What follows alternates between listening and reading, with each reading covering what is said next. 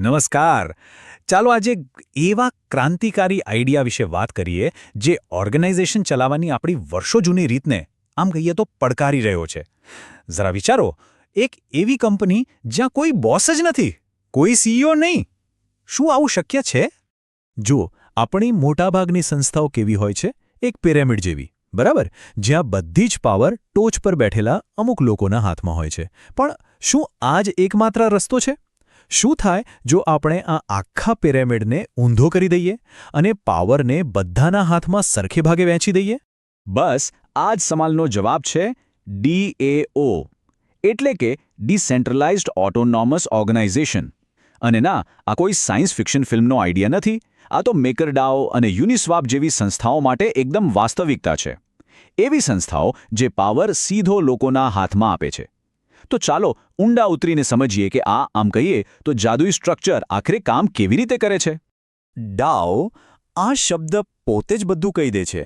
એમાં 3 ભાગ છે: વિકેન્દ્રિત, સ્વાયત્ત અને સંસ્થા. તો ચાલો એક પછી એક આ ત્રણેય શબ્દોને તોડીને સમજીએ કે એનો સાચો અર્થ શું છે. તો એકદમ સરળ ભાષામાં કહીએ તો ડાઓ શું છે? એ એક ડિજિટલ કમ્યુનિટી છે જે કોડથી ચાલે છે. અહીં કોઈ મેનેજર નથી, કોઈ બોસ નથી. બધા નિયમો અને નિર્ણયો સ્માર્ટ કોન્ટ્રાક્ટ્સમાં લખેલા હોય છે. અને આ સ્માર્ટ કોન્ટ્રાક્ટ્સ બ્લોકચેન પર ચાલે છે, જેનો મતલબ છે કે એકવાર નિયમ બની ગયો પછી એને કોઈ બદલી શકે નહીં. એકદમ પાક્કું. ચાલો પહેલા શબ્દથી શરૂ કરીએ. વિકેન્દ્રિત. આનો મતલબ શું? સિમ્પલ છે. કોઈ એક વ્યક્તિ કે કંપનીનો કંટ્રોલ નહીં. પાવર કોઈ એક જગ્યાએ નથી, પણ હજારો કમ્પ્યુટર્સના નેટવર્ક પર ફેલાયેલો છે. એટલે જ એને કોઈ બંધ ના કરી શકે કે એની સાથે કોઈ છેડછાડ પણ ના કરી શકે. પછી આવે છે સ્વાયત્ત. આનો મતલબ કે એ પોતાની મેળે જ ચાલે છે. એકવાર તમે કોડમાં નિયમો લખી દીધા પછી બધું જ ઓટોમેટિક થાય છે. કોઈ માણસની જરૂર જ નથી. દાખલા તરીકે, જો શરત એ પૂરી થાય તો પરિણામ બી તરત જ લાગુ પડી જશે. કોઈની પરમિશન કે સહીની કોઈ જ જરૂર નથી. બધો ઓટોપાયલટ પર. અને છેલ્લો શબ્દ છે સંસ્થા. કારણ કે આ બધી ટેકનોલોજીનો મુખ્ય હેતુ શું છે? લોકોને એક સાથે લાવવાનો. આ એક ગ્લોબલ કોમ્યુનિટી છે, એવા લોકોની જેમના વિચારો અને ધ્યેયો એક છે. બધા એક કોમન મિશન માટે સાથે કામ કરે છે. પછી ભલે એ મિશન કોઈ નવો પ્રોજેક્ટ બનાવવાનું હોય કે પછી દુનિયા બદલવાનું. ઓકે, તો આ બધું પ્રેક્ટિકલી કેવી રીતે કામ કરે છે? જુઓ, નિયમો તો કોડમાં લખેલા જ હોય છે. સભ્યો પાસે ગવર્નન્સ ટોકન્સ હોય છે, એને તમે વોટિંગ કાર્ડ સમજી લો. સંસ્થાના બધા પૈસા એક ડિજિટલ તિજોરીમાં એકદમ સેફ હોય છે. અને કોમ્યુનિટી વોટિંગ વગર એમાંથી એક રૂપિયો પણ બહાર ના નીકળી શકે. અને બેસ્ટ પાર્ટ, બધું જ ઓપન છે, બિલકુલ પારદર્શક, કોઈ છુપી વાત નહીં. તો આ આખું મોડલ છે ને, એ ઘણા મોટા વચનો આપે છે. એની પાસે સાથે મળીને કામ કરવાની અને શાસન કરવાની એક આખી નવી દુનિયા ખોલવાની તાકાત છે. તો ચાલો હવે એના ફાયદાઓ પર એક નજર કરીએ. આ મોડલના ફાયદા ખરેખર જબરદસ્ત છે. પહેલું તો સાચું વિકેન્દ્રીકરણ. કેમ? કારણ કે કોઈ એક બોસ જ નથી. બીજું, જબરદસ્ત પારદર્શિતા. દરેક ટ્રાન્ઝેક્શન, દરેક વોટ, બધું જ બ્લોકચેન પર હંમેશા માટે નોંધાયેલું રહે છે. તમે દુનિયાના ગમે તે ખૂણે હો, તમે આનો ભાગ બની શકો છો. અને વિચારો, જ્યારે બધા નિર્ણયો આખી કમ્યુનિટી મળીને લે, ત્યારે ભ્રષ્ટાચારનો તો સવાલ જ ક્યાંથી આવે? પણ જેમ કહેવાય છે ને, દરેક સિક્કાની 2 બાજુ હોય છે. આ નવી ટેકનોલોજી જેટલી આકર્ષક લાગે છે, એટલી જ એમાં જોખમો પણ છે. તો હવે આપણે એ પડકારોની વાત કરીશું જે આ DAO મોડેલ સાથે જોડાયેલા છે. DAOની સૌથી મોટી તાકાત શું છે? એનો કોડ. અને માનો કે ના માનો, એ જ એની સૌથી મોટી નબળાઈ પણ છે. કારણ કે જો એ કોડમાં એક નાનકડી ભૂલ પણ રહી ગઈ ને, તો એના પરિણામો બહુ જ ખતરનાક આવી શકે છે. અને આ વાતનો ઇતિહાસ સાક્ષી છે. 2016ની વાત છે. ધ DAO નામનું એક બહુ મોટું અને શરૂઆતનું DAO હતું. એના પર એક મોટો હુમલો થયો. થયું એવું કે એના સ્માર્ટ કોન્ટ્રાક્ટના કોડમાં એક નાનકડી ભૂલ હતી. બસ એ જ ભૂલનો ફાયદો ઉઠાવીને હેકર્સે લાખો ડોલર ઉડાવી દીધા. અને એ ઘટના પછી આખી સિસ્ટમ પર જ સવાલો ઊભા થઈ ગયા. પૂરા $60 મિલિયન. વિચાર કરો, આ કોઈ નાની રકમ નથી. અને આ બધું થયું ફક્ત એક જ કોડિંગ ભૂલના કારણે. આ ઘટના આપણને શું શીખવે છે? એ જ કે સ્માર્ટ કોન્ટ્રાક્ટની સિક્યોરિટી કેટલી જરૂરી છે. કારણ કે એકવાર કોડ બ્લોકચેન પર ચડી ગયો પછી એને પાછો લેવો લગભગ અશક્ય છે. તો ચાલો વચન અને વાસ્તવિકતા વચ્ચેનો તફાવત જોઈએ. વચન છે સાચા વિકેન્દ્રીકરણનું, પણ હકીકત એ છે કે જો અમુક વેલ્સ એટલે કે બહુ મોટા રોકાણકારો પાસે મોટાભાગના ટોકન્સ હોય તો આખી સિસ્ટમ પર એમનો જ કંટ્રોલ આવી શકે છે. બીજું વૈશ્વિક ભાગીદારીનું વચન છે, પણ લોકોને વોટિંગ માટે એક્ટિવ રાખવા એક બહુ મોટો પડકાર છે. અને સ્વાયત્ત નિયમો? એનો મતલબ એ પણ છે કે જો ભૂલથી કોઈ ખોટો નિર્ણય લેવાઈ ગયો તો બસ પતી ગયું, એને પાછો વાળી શકાતો નથી. અને આટલું જ નથી, બીજા પણ પડકારો છે. જેમ કે દરેક નિર્ણય માટે વોટિંગ કરવું પડે, એટલે આખી પ્રોસેસ બહુ ધીમી થઈ શકે છે. બીજું, મોટાભાગના દેશોમાં DAO માટે કોઈ સ્પષ્ટ કાયદા કાનૂન જ નથી. અને એક બહુ મોટી સમસ્યા, મોટાભાગના ટોકન હોલ્ડર્સ વોટિંગમાં ભાગ જ નથી લેતા. એટલે નિર્ણયો બહુ ઓછા લોકોના મતથી લેવાઈ જાય છે, જે આખી લોકતાંત્રિક પ્રક્રિયાને કમજોર બનાવે છે. તો આ બધી વાત પરથી આપણે શું તારણ કાઢી શકીએ? DAO શું છે? શું એ ભવિષ્યની ક્રાંતિ છે કે પછી એક નિષ્ફળ પ્રયોગ? ચાલો આના સાર પર આવીએ. જુઓ, એક વાત તો પાક્કી છે, DAO એક ખૂબ જ શક્તિશાળી આઈડિયા છે. એમાં કોઈ શંકા નથી. તે આપણે ઓર્ગેનાઇઝેશન વિશે જે રીતે વિચારીએ છીએ ને, એને જડમૂળથી બદલી નાખે છે અને સાથે મળીને કામ કરવા માટેના નવા જ રસ્તાઓ ખોલી આપે છે. એટલે ટૂંકમાં કહીએ તો DAO મોડલ એક ટ્રેડ ઓફ છે. એમાં તમે સેન્ટ્રલ કંટ્રોલની સ્પીડ અને સિક્યોરિટીને છોડી દો છો, અને એના બદલામાં તમને શું મળે છે? પારદર્શિતા, વિકેન્દ્રીકરણ અને કોમ્યુનિટીની માલિકી. તો અંતે સવાલ એ જ રહે છે, શું DAOs આપણી સાથે કામ કરવાની રીતનું ભવિષ્ય છે કે પછી તે માત્ર એક બ્રિલિયન્ટ પણ અવ્યવહારુ પ્રયોગ બનીને રહી જ જશે? હવે આનો જવાબ ભલે ગમે તે હોય, પણ એક વાત ચોક્કસ છે, આ એક એવો આઈડિયા છે જે આપણને ઓર્ગેનાઇઝેશનના ભવિષ્ય વિશે વિચારવા પર મજબૂર કરી દે છે. જ્યારે આપણે કોઈને બિટકોઇન મોકલીએ છીએ ત્યારે આપણે વિચારીએ છીએ કે બસ પૈસા ટ્રાન્સફર થઈ ગયા, પણ શું એ ખબર છે કે એની પાછળ એક નાનો સિક્યોર કમ્પ્યુટર પ્રોગ્રામ ચાલી રહ્યો હોય છે? હા, એ ઘણી પૈસા મોકલવા જેટલું સીધું નથી. તો ચાલો આજે બિટકોઇનની આ છુપી ભાષાને જરા ખોલીને જોઈએ અને સમજીએ કે એની અંદર કેવી શક્તિ છુપાયેલી છે. 1 મિનિટ માટે એવું વિચારો કે દરેક બિટકોઇન એક ડિજિટલ તિજોરીમાં બંધ છે. એક એવું પઝલ બોક્સ જેને ખોલવા માટે એક ખાસ ચાવી જોઈએ. જ્યાં સુધી સાચી ચાવીથી એને ખોલવામાં ન આવે ત્યાં સુધી એને વાપરી જ ન શકાય. આ જ તો મૂળ સમસ્યા છે જેને બિટકોઇન સ્ક્રિપ્ટ ઉકેલે છે. એ પોતે જ તાળું છે અને પોતે જ ચાવી પણ બનાવે છે. તો સવાલ એ છે કે આ ડિજિટલ તાળા અને ચાવી કઈ ભાષામાં લખાયેલા છે? વેલ, એ ભાષાનું નામ છે બિટકોઇન સ્ક્રિપ્ટ. સમજો કે આ એક એવી નિયમ પુસ્તિકા છે જે નક્કી કરે છે કે કોઈ બિટકોઇન ક્યારે અને કેવી રીતે વાપરી શકાશે. એકદમ સાદા શબ્દોમાં કહીએ તો બિટકોઇન સ્ક્રિપ્ટ એટલે નિયમોનો એક સેટ. એનો હેતુ કોઈ મોટી એપ બનાવવાનો નથી. ના, એનો એક જ મકસદ છે, એ પાક્કું કરવું કે જે વ્યક્તિ બિટકોઇન ખર્ચી રહી છે એ જ એની અસલી માલિક છે. બસ, તમે એને બિટકોઇન નેટવર્કનો સિક્યોરિટી ગાર્ડ કહી શકો. ચાલો હવે આ સ્ક્રિપ્ટની અમુક ખાસિયતો પર નજર નાખીએ. પહેલી વાત, એ સ્ટેક આધારિત છે. આનો મતલબ શું? વિચારો કે તમારી સામે પ્લેટોનો એક ઢગલો પડ્યો છે. તમે હંમેશા ઉપરની પ્લેટ પર જ કામ કરી શકો, બરાબર? બસ આ સૂચનાઓ પણ ડેટા પર એવી જ રીતે એક પછી એક ઉપરથી નીચે કામ કરે છે. અને હા, એને જાણી જોઈને લિમિટેડ રાખવામાં આવી છે. કેમ? જેથી કોઈ એમાં અનંત લૂપ જેવી ગડબડ કરીને આખું નેટવર્ક જ જામ ન કરી દે. આ બધું સિક્યોરિટી અને ભરોસા માટે જ છે. આ જે લિમિટેશન છે ને, એ કોઈ ભૂલ નથી, એ એક ફીચર છે. એનો મતલબ એ છે કે બિટકોઇન સ્ક્રિપ્ટની જે મર્યાદાઓ છે એ જ એની સૌથી મોટી તાકાત છે. કારણ કે એમાં લૂપ્સ નથી, એટલે કોઈ પણ ટ્રાન્ઝેક્શન આખા નેટવર્કને હેંગ નથી કરી શકતું. અને આ જ કારણ છે કે બિટકોઇન આટલું મજબૂત અને ભરોસાપાત્ર છે. ઓકે, તો દરેક બિટકોઇન ટ્રાન્ઝેક્શનમાં બે બહુ જ મહત્વના ભાગ હોય છે. એને સમજવા માટે ચાલો પાછા પેલા તાળા અને ચાવીવાળા ઉદાહરણ પર જઈએ. જુઓ, એક બાજુ છે સ્ક્રિપ્ટ પબ્લિકીય, જેને આપણે તાળું કહીશું. આ તાળું શરતો મૂકે છે, જેમ કે ભાઈ, આ બિટકોઇનને અનલોક કરવા હોય તો આ શરતો પૂરી કરવી પડશે. આ તમને ટ્રાન્ઝેક્શનના આઉટપુટમાં જોવા મળશે. હવે બીજી બાજુ છે સ્ક્રિપ્ટ સિગ. આ છે આપણી ચાવી.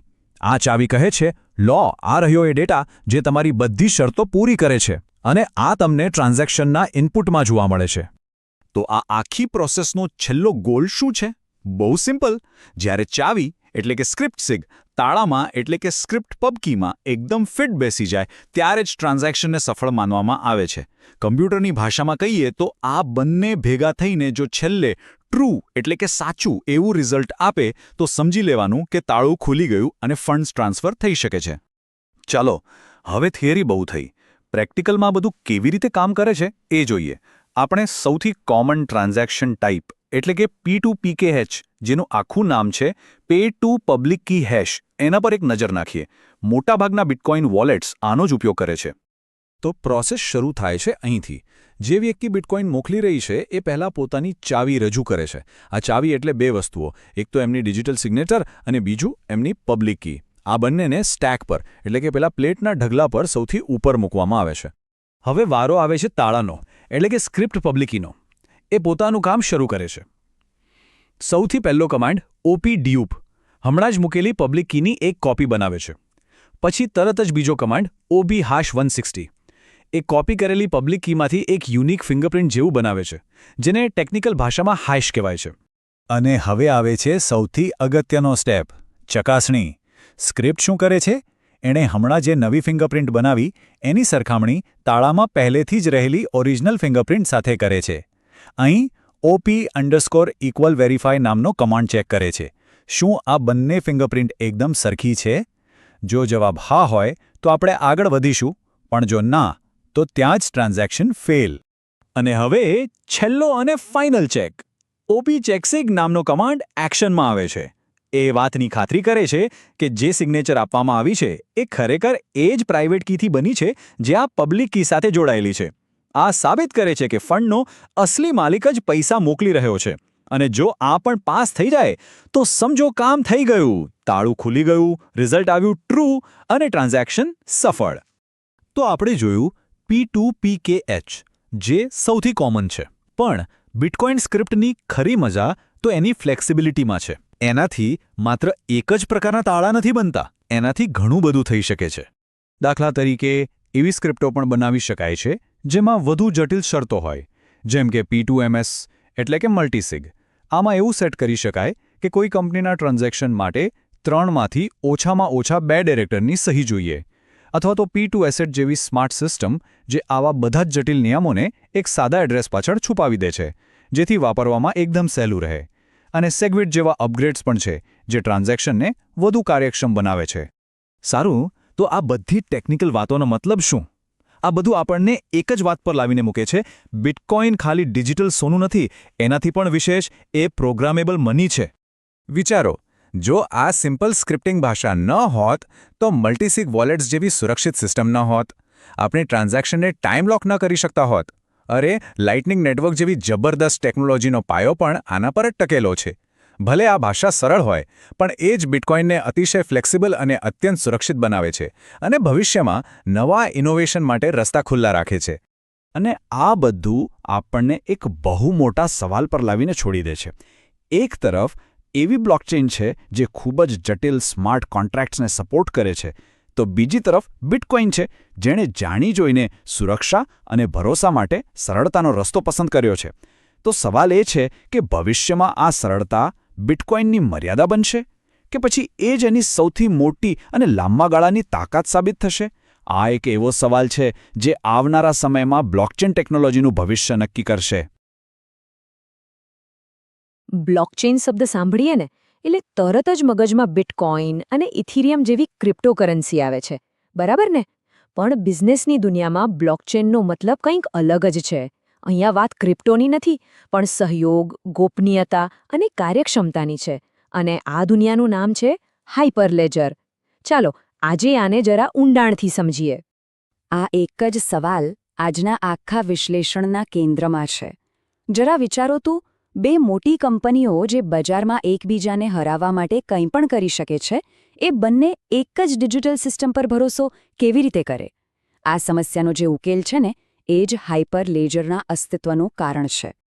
તો સવાલ એ થાય કે IBM, SAP કે ઇન્ટેલ જેવી મોટી કંપનીઓ સીધા બિટકોઇન કે ઇથેરિયમ નેટવર્કનો ઉપયોગ કેમ નથી કરી લેતી? કારણ બહુ સીધું છે. પબ્લિક બ્લોકચેન બનાવવામાં આવ્યા છે પારદર્શિતા અને અનામીપણા માટે, જ્યારે બિઝનેસને શું જોઈએ? ગોપનીયતા અને નિયંત્રણ. આ સ્ક્રીન પર જે તફાવત છે ને એ બધું જ સ્પષ્ટ કરી દે છે. જુઓ, એક બાજુ પબ્લિક બ્લોકચેન છે જે કોઈ પણ માટે ખુલ્લું છે, કોઈ પણ જોડાઈ શકે છે, કોઈ પણ વ્યવહારો જોઈ શકે છે. હવે બીજી બાજુ જુઓ, એન્ટરપ્રાઇઝની જરૂરિયાતો. એમને એક બંધ નેટવર્ક જોઈએ જ્યાં ફક્ત જાણીતા અને જેમને પરવાનગી મળી હોય એવા સભ્યો જ ભાગ લઈ શકે.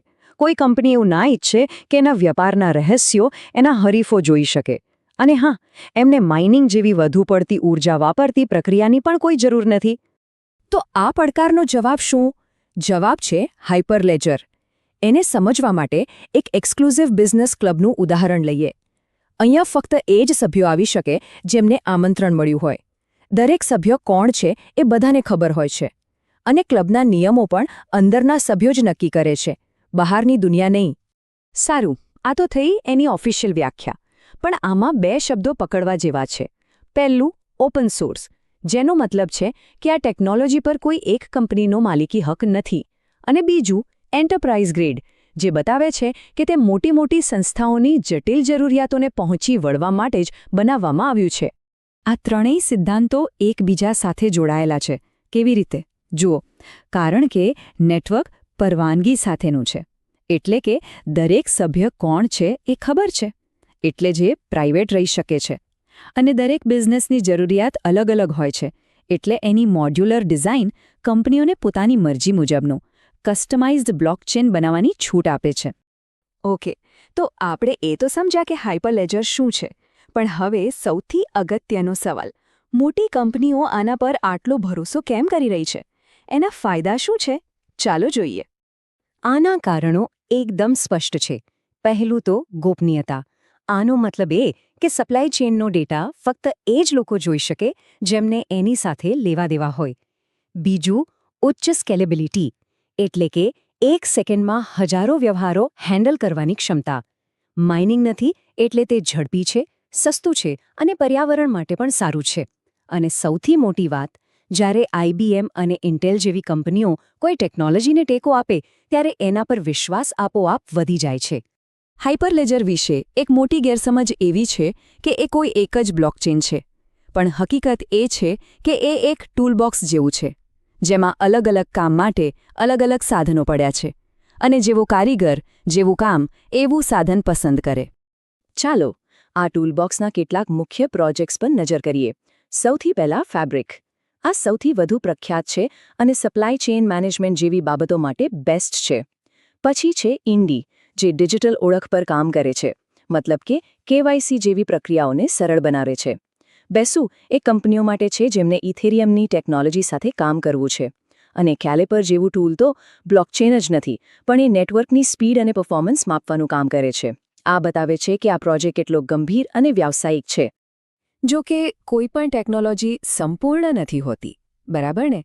હાઇપરલેજરમાં પણ કેટલાક સમાધાન કરવામાં આવ્યા છે. પણ આને એની ખામીઓ કહેવા કરતાં એની ડિઝાઇનના ભાગરૂપે લેવાયેલા સભાન નિર્ણયો કહેવા વધુ યોગ્ય રહેશે. આ એક વાક્ય આખા હાઇપરલેજર મોડેલનો સાર કહી દે છે. અહીં સંપૂર્ણ વિકેન્દ્રીકરણના આદર્શને બદલે ગોપનીયતા, નિયંત્રણ અને સ્પીડને વધુ મહત્વ આપવામાં આવ્યું છે. તો આ સમાધાનો શું છે? પહેલું, તે વિશ્વાસપાત્ર સભ્યો પર આધાર રાખે છે, જેનો સીધો મતલબ છે કે તે બિટકોઇનની જેમ સંપૂર્ણ વિકેન્દ્રિત નથી. બીજું, આને સેટ કરવું અને ચલાવવું ખૂબ જ જટિલ છે. એ કોઈ પ્લગ એન્ડ પ્લે જેવી વસ્તુ નથી. આ નિયંત્રિત વાતાવરણને કારણે એના ડેવલપર્સનો સમુદાય પણ ઇથેરિયમ જેટલો મોટો નથી. અને ક્યારેક અલગ અલગ હાઇપરલેજર પ્રોજેક્ટ્સને એકબીજા સાથે જોડવામાં પણ તકલીફ પડી શકે છે. અને આ બધી ચર્ચા આપણને એક મોટા પ્રશ્ન પર લાવીને મૂકે છે. શું બિઝનેસના સહયોગનું ભવિષ્ય આવા બંધ, નિયંત્રિત અને સુરક્ષિત નેટવર્ક પર જ ટકેલું હશે? હાઇપરલેજર તો સ્પષ્ટપણે એવો સંકેત આપી રહ્યું છે કે બ્લોકચેનનું અસલી ભવિષ્ય કદાચ ક્રિપ્ટોકરન્સીમાં નહીં, પણ વધુ સુરક્ષિત અને કાર્યક્ષમ બિઝનેસ નેટવર્ક બનાવવામાં રહેલું છે. અને આ એક એવો વિચાર છે જે આવનારા દાયકાઓમાં ઉદ્યોગો એકબીજા સાથે કામ કરવાની રીતને સંપૂર્ણપણે બદલી શકે છે. કેવું લાગે જો આપણા કરારો જાતે જ લાગુ થઈ શકે? કોઈ વકીલ નહીં, કોઈ બેંક નહીં, કોઈ વચેટિયો નહીં, બસ માત્ર કોડ. આજે આપણે સ્માર્ટ કોન્ટ્રાક્ટ્સની દુનિયામાં એક ઊંડી ડૂબકી મારવા જઈ રહ્યા છીએ. આ એક એવી ક્રાંતિકારી ટેકનોલોજી છે જે બ્લોકચેન પર બનેલી છે અને જે રીતે આપણે કરાર કરીએ છીએ એને કદાચ હંમેશા માટે બદલી નાખશે. જરા કલ્પના કરો, એક એવો કરાર જે પોતાની શરતોનું પાલન જાતે જ કરાવે, કોઈના પર નિર્ભર રહેવાની જરૂર જ નહીં. આ જ એ મૂળભૂત વિચાર છે જેનો જવાબ સ્માર્ટ કોન્ટ્રાક્ટ્સ આપે છે, અને સાચું કહું તો આ જ વસ્તુ તેમને આટલા શક્તિશાળી બનાવે છે. તો આખરે આ સ્માર્ટ કોન્ટ્રાક્ટ છે શું? ચાલો એકદમ સરળ રીતે સમજીએ. એને એક ડિજિટલ વેન્ડિંગ મશીન જેવું સમજો. તમે કોડમાં નિયમો સેટ કરી દો, એને બ્લોકચેન પર મૂકી દો, અને બસ પછી એ પોતાની મેળે જ ચાલતું રહેશે. જ્યારે પણ શરતો પૂરી થશે એ આપોઆપ પોતાનું કામ કરી દેશે. અને અહીંયા જ આવે છે સ્માર્ટ કોન્ટ્રાક્ટનો સૌથી મોટો અને સૌથી અગત્યનો નિયમ. કોડ જ કાયદો છે. આનો સીધો અર્થ એ છે કે જે પણ નિયમો એકવાર કોડમાં લખાઈ ગયા એ પથ્થરની લકીર છે. જે લખ્યું છે બસ એ જ થશે. એમાં કોઈ ફેરફાર કે કોઈ અપવાદને સ્થાન નથી. તમને જાણીને નવાઈ લાગશે કે આ આઈડિયા કંઈ નવો નથી. છેક 1994માં નિક સાબો નામના એક કમ્પ્યુટર વૈજ્ઞાનિકે આની કલ્પના કરી હતી. પણ એ સમયે એને હકીકતમાં ઉતારવા માટે જે ટેકનોલોજી જોઈતી હતી એ નહોતી. એ ટેકનોલોજી એટલે કે એક સુરક્ષિત વિકેન્દ્રિત પ્લેટફોર્મ આપણને મળ્યું 2015માં, જ્યારે ઇથિરિયમ બ્લોકચેન આવ્યું. ઓકે, તો થિયરી તો સમજાઈ ગઈ, પણ સવાલ એ છે કે આ હકીકતમાં કામ કઈ રીતે કરે છે. ચાલો આપણે એની આખી પ્રોસેસ સમજીએ. છેક કોડ લખાય ત્યાંથી લઈને બ્લોકચેન પર એનો પાક્કો રેકોર્ડ બને ત્યાં સુધી. આખી પ્રોસેસ છે ને એકદમ સીધી અને સિમ્પલ છે. જો સૌથી પહેલાં તો ડેવલપર નિયમો અને શરતોનો કોડ લખે છે. પછી એ કોડને બ્લોકચેન પર ડિપ્લોય કરવામાં આવે છે, એટલે કે મૂકી દેવામાં આવે છે. અને એકવાર એ ત્યાં પહોંચી ગયો એટલે બસ એને કોઈ બદલી ન શકે. હવે જ્યારે કોઈ ટ્રાન્ઝેક્શન એને ટ્રિગર કરે અને જો બધી શરતો પૂરી થતી હોય તો આખું નેટવર્ક જાતે જ એ કોડને ચલાવી દે છે. અને છેલ્લે જે પણ પરિણામ આવે એ કાયમ માટે બ્લોકચેન પર નોંધાઈ જાય છે, એકદમ પાકું, જેને કોઈ મિટાવી ન શકે. પણ એવું તો શું છે આ સ્માર્ટ કોન્ટ્રાક્ટ્સમાં જે એને આટલા પાવરફુલ બનાવે છે? ચાલો એના ખાસ ફીચર્સ પર એક નજર નાખીએ, જે એને આપણા જૂના પરંપરાગત કોન્ટ્રાક્ટ્સથી એકદમ અલગ પાડે છે. સૌથી પહેલી અને સૌથી મોટી વાત છે ઓટોમેશન અને કાયમીપણું. પહેલું એ સેલ્ફ એક્ઝિક્યુટિંગ છે, મતલબ કે જેવી શરતો પૂરી થઈ એ તરત જ પોતાનું કામ કરી દેશે. કોઈને કહેવા જવાની કે કોઈની રાહ જોવાની જરૂર જ નહીં. અને બીજું એ ઇમ્યુટેબલ છે, એટલે કે એકવાર કોન્ટ્રાક્ટ બ્લોકચેન પર ગયો પછી એમાં કોઈ ફેરફાર કરી જ ન શકે. આનાથી છેતરપિંડીનો તો કોઈ સવાલ જ નથી રહેતો. હવે વાત કરીએ પારદર્શિતા અને વિશ્વાસની. આમાં બધું જ ખુલ્લું હોય છે. કોન્ટ્રાક્ટનો કોડ કોઈ પણ જોઈ શકે છે અને ચકાસી શકે છે. એટલે તમારે સામેવાળી વ્યક્તિ પર ભરોસો કરવાની જરૂર જ નથી. આ જ તો ટ્રસ્ટલેસ સિસ્ટમનો કમાલ છે. ભરોસો વ્યક્તિ પર નહીં પણ કોડ પર અને આખા વિકેન્દ્રિત નેટવર્ક પર હોય છે, જેને કોઈ એક જણ કંટ્રોલ નથી કરતું. અને આ બધા ફીચર્સ મળીને શું બનાવે છે? Super efficiency. એક તો બ્લોકચેનની ક્રિપ્ટોગ્રાફીને કારણે આ સિસ્ટમ એકદમ સિક્યોર છે. ઉપરથી વચેટિયાઓ જેમ કે વકીલો, બેંકો આખી પ્રોસેસમાંથી નીકળી જાય છે. આનાથી શું થાય? સીધી વાત છે, ખર્ચ ઘટે છે અને સમય પણ બચે છે. એટલે કે કામ ફટાફટ અને સસ્તામાં પતી જાય છે. ચાલો, થિયરીની વાતો તો ઘણી થઈ. હવે એ જોઈએ કે આ બધું રિયલ વર્લ્ડમાં, એટલે કે આપણી દુનિયામાં કામ કેવી રીતે આવે છે. સ્માર્ટ કોન્ટ્રાક્ટ્સના અસલી ઉપયોગ ક્યાં અને કેવી રીતે થાય છે? આને સમજવા માટે એક સરસ ઉદાહરણ છે, ફ્લાઇટ ડિલે ઇન્સ્યોરન્સ. વિચારો, જૂની સિસ્ટમમાં શું થતું? ફ્લાઇટ લેટ થાય પછી તમે ફોર્મ ભરો, કાગળિયા જમા કરાવો અને પછી રાહ જુઓ કે ક્યારે પૈસા પાછા મળશે. હવે સ્માર્ટ કોન્ટ્રાક્ટમાં જુઓ, જેવો ફ્લાઇટનો ઓફિશિયલ ડેટા આવ્યો કે ફ્લાઇટ લેટ છે, તરત જ ઓટોમેટિકલી તમારા ખાતામાં પૈસા આવી જાય. કોઈ ઝંઝટ જ નહીં. અને આ તો માત્ર એક ઉદાહરણ છે. સ્માર્ટ કોન્ટ્રાક્ટનો ઉપયોગ હવે બધે જ ફેલાઈ રહ્યો છે. જેમ કે ડીફાઈ એટલે કે ડિસેન્ટ્રલાઇઝ્ડ ફાઇનાન્સ, જ્યાં બેંક વગર જ લોન અને ટ્રેડિંગ થાય છે. એ સિવાય સપ્લાય ચેન, ગેમિંગ, હેલ્થકેર અને વોટિંગ સિસ્ટમમાં પણ આ ટેકનોલોજી ક્રાંતિ લાવી રહી છે. આ બધામાં ડીફાઈ તો કદાચ સૌથી મોટું ઉદાહરણ છે. એણે તો આખી ફાઇનાન્સની દુનિયાને હલાવી દીધી છે. એ લોકોને એવી તાકાત આપે છે કે તેઓ બેંકો જેવા કોઈ મોટા વચેટિયા વગર સીધા એકબીજા સાથે પૈસાની લેવડ-દેવડ કરી શકે. અને આ આખી ક્રાંતિનો પાયો શું છે? Smart contracts. તો આ બધું આપણને ક્યાં લઈ જઈ રહ્યું છે? શું આપણું ભવિષ્ય ખરેખર કોડથી લખાશે?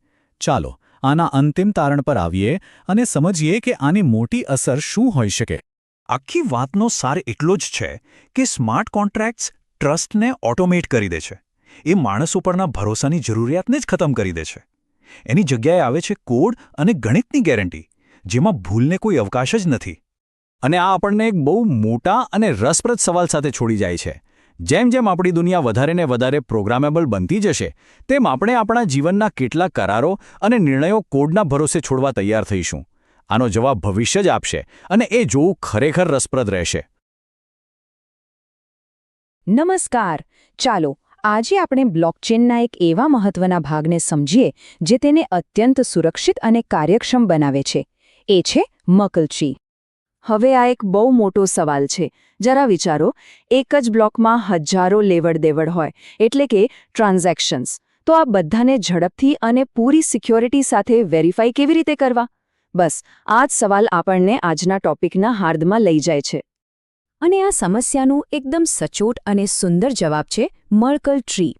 એને એક પિરામિડ જેવી ડેટા સ્ટ્રક્ચર તરીકે સમજી શકાય. સૌથી નીચે દરેક ટ્રાન્ઝેક્શનની પોતાની એક ડિજિટલ ફિંગરપ્રિન્ટ હોય છે, જેને આપણે હેશ કહીએ છીએ. અને પછી જેમ જેમ આપણે ઉપર જતા જઈએ તેમાં ફિંગરપ્રિન્ટ્સ જોડાતી જાય છે અને છેક ટોચ પર એક જ અંતિમ હેશ બને છે, જેને મર્કલ રૂટ કહેવાય છે. અને સૌથી મજાની વાત તો એ છે કે આ આઈડિયા બ્લોકચેન આવે એના કરતાં પણ ઘણો જૂનો છે. રાલ્ફ મર્કલ નામના એક કમ્પ્યુટર સાયન્ટિસ્ટે છેક 1979માં આ કોન્સેપ્ટ આપેલો. આ બતાવે છે કે કમ્પ્યુટર સાયન્સના પાયાના સિદ્ધાંતો કેટલા મજબૂત અને સમયની કસોટી પર ખરા ઉતરે છે. સારું, તો ચાલો હવે થોડું ઊંડાણમાં ઉતરીએ અને સ્ટેપ બાય સ્ટેપ જોઈએ કે આ મર્કલ ટ્રી આખરે બને છે કેવી રીતે. આખી પ્રોસેસ ખૂબ જ લોજિકલ છે અને સમજવામાં એકદમ સરળ. બધી શરૂઆત અહીંથી થાય છે. સૌથી પહેલાં પાયાના સ્તરે બ્લોકમાં જેટલા પણ ટ્રાન્ઝેક્શન્સ હોય તે દરેકને એક ક્રિપ્ટોગ્રાફિક હેશ ફંક્શનમાંથી પસાર કરવામાં આવે છે. આનાથી શું થાય? દરેક ટ્રાન્ઝેક્શનને પોતાની એક અલગ, યુનિક ડિજિટલ ફિંગરપ્રિન્ટ મળી જાય છે. હવે એકવાર દરેક ટ્રાન્ઝેક્શનની પોતાની ફિંગરપ્રિન્ટ તૈયાર થઈ જાય એટલે એમને બબ્બેની જોડીમાં ગોઠવવામાં આવે છે. પછી આ બે ફિંગરપ્રિન્ટ્સને ભેગી કરીને એનું ફરીથી હેશિંગ કરવામાં આવે છે, જેનાથી એક નવી કમ્બાઇન્ડ ફિંગરપ્રિન્ટ બને છે. બસ આ રીતે આપણું ટ્રી નીચેથી ઉપરની તરફ બનવાનું શરૂ થાય છે. અને આ જ પ્રક્રિયા બસ ચાલ્યા કરે છે, લેયર બાય લેયર, ઉપરને ઉપર. નવી બનેલી જે કમ્બાઇન્ડ ફિંગરપ્રિન્ટ્સ છે એની ફરીથી જોડી બનાવો અને એનું ફરીથી હેશિંગ કરો. આ ત્યાં સુધી ચાલતું રહે છે જ્યાં સુધી આપણે પિરામિડની છેક ટોચ પર ના પહોંચી જઈએ, જ્યાં ફક્ત એક જ ફાઇનલ હેશ બચે છે. અને એને જ આપણે કહીએ છીએ મર્કલ રૂટ. આ વાક્ય આખી વાતનો સાર કહી દે છે. મર્કલ રૂટ એ ખાલી એક હેશ નથી. એ તો બ્લોકમાં રહેલા દરેક ટ્રાન્ઝેક્શનનું એક સંયુક્ત પ્રતિનિધિત્વ છે. આખા ડેટા સેટની અખંડિતતાનો એ અંતિમ પુરાવો છે. તો આ બધાનો અર્થ શું? આખી રચના આટલી મહત્વની કેમ છે? આ સ્ટ્રક્ચર આપણને એવી કઈ શક્તિ આપે છે? ચાલો હવે એ સમજીએ કે આની સિક્યોરિટી પર શું અસર થાય છે. ચાલો એક સિનારિયો વિચારીએ. માની લો કે કોઈ હેકર બ્લોકની અંદર જઈને કોઈ એક જ ટ્રાન્ઝેક્શનના ડેટામાં નાનકડો ફેરફાર કરવાની કોશિશ કરે તો શું થશે? શું એ પકડાશે? જવાબ છે હા, એકદમ તરત જ પકડાઈ જશે. કારણ કે ટ્રાન્ઝેક્શનમાં થયેલો નાનામાં નાનો ફેરફાર પણ એના હેશને ટોટલી બદલી નાખશે. હવે આ બદલાયેલો હેશ એના ઉપરના પેરેન્ટ હેશને બદલશે અને એ ફેરફાર આખા ટ્રીમાં નીચેથી છેક ઉપર સુધી ફેલાશે. આના કારણે છેવટે જે મર્કલ રૂટ બનશે એ એકદમ જ અલગ હશે અને જેવો રૂટ બદલાયો એટલે તરત જ ખબર પડી જાય કે ક્યાંક ગડબડ થઈ છે. પણ વાત અહીં પૂરી નથી થતી. છેડછાડને પકડવા સિવાય પણ આ સ્ટ્રક્ચરના બીજા મોટા ફાયદા છે. આ માત્ર સિક્યોરિટી વિશે નથી, આ એફિશિયન્સી એટલે કે કાર્યક્ષમતા વિશે પણ છે. અને આ ખરેખર બહુ જ પાવરફુલ છે. આને સમજવા માટે એક સરળ ઉદાહરણ લઈએ. માની લો કે તમારે સાબિત કરવું છે કે તમારું નામ એક મોટી ટેલિફોન ડાયરીમાં છે. તો આખી ડાયરી બતાવવાની જગ્યાએ તમે ખાલી એ પાનું અને એની સાથે જોડાયેલો ઇન્ડેક્સ બતાવી શકો, ખરું ને? મર્કલ પ્રૂફ પણ આવું જ કામ કરે છે. એ આખા બ્લોકને ડાઉનલોડ કર્યા વગર ફક્ત ટ્રીનો એક નાનકડો હિસ્સો વાપરીને સાબિત કરી દે છે કે કોઈ ચોક્કસ ટ્રાન્ઝેક્શન બ્લોકમાં છે. આનાથી વેરિફિકેશનનું કામ ખૂબ જ ઝડપી અને કાર્યક્ષમ બની જાય છે. તો ટૂંકમાં કહીએ તો મર્કલ ટ્રી આપણને 3 જબરદસ્ત ફાયદા આપે છે. પહેલું, અખંડિતતા, એટલે કે ડેટામાં કોઈ પણ ફેરફાર તરત જ પકડાઈ જાય. બીજું, કાર્યક્ષમતા, ભલે લાખો ટ્રાન્ઝેક્શન્સ હોય, વેરિફિકેશન એકદમ ફાસ્ટ થાય. અને ત્રીજું, છેડછાડ પ્રૂફ, કારણ કે નાનામાં નાનો ફેરફાર પણ આખા ટ્રીને બદલી નાખે છે. તો ચાલો આ વિચાર સાથે આ ચર્ચા પૂરી કરીએ. મર્કલ ટ્રીનો ઉપયોગ ફક્ત ક્રિપ્ટોકરન્સી પૂરતો સીમિત નથી. કોઈપણ સિસ્ટમ જ્યાં મોટા પ્રમાણમાં ડેટાની અખંડિતતાને કાર્યક્ષમ રીતે ચકાસવાની જરૂર હોય, જેમ કે ફાઇલ સિસ્ટમ હોય, મોટા ડેટાબેઝ હોય કે પછી સોફ્ટવેર અપડેટ્સ હોય, ત્યાં આ ખૂબ જ સુંદર અને શક્તિશાળી કોન્સેપ્ટનો લાભ લઈ શકાય છે. ચાલો આજે આપણે ક્રિપ્ટોની દુનિયાના 2 સૌથી મોટા નામો વિશે વાત કરીએ, બિટકોઇન અને ઇથેરિયમ, અને એ સમજીએ કે આ બંને વચ્ચે ખરેખર શું તફાવત છે. જુઓ, ક્રિપ્ટોની વાત આવે એટલે આ 2 નામ તો સૌથી પહેલા મગજમાં આવે. પણ સવાલ એ છે કે શું તેઓ ખરેખર એકબીજાના હરીફ છે? આમ તો બંનેની સરખામણી બહુ જ થાય છે, પણ હકીકત એ છે કે બંનેને બનાવવા પાછળના હેતુઓ જ સાવ અલગ હતા. તો ચાલો એ જ શોધીએ કે આ બંને એક જ રેસમાં દોડી રહ્યા છે કે પછી એમની મંઝિલ જ જુદી છે. તો સૌથી પહેલા આપણે વાત કરીશું એની જેણે આ આખી ક્રાંતિની શરૂઆત કરી. હા, બિટકોઇન.